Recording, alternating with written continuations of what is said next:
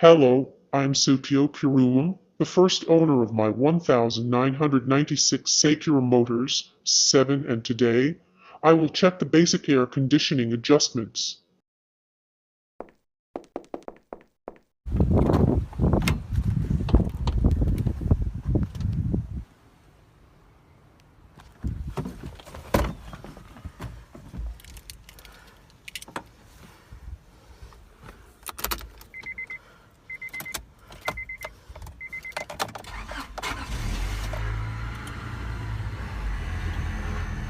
Now, I will check the basic air conditioning adjustments. Let it rotate to heat and cold and do it repeatedly.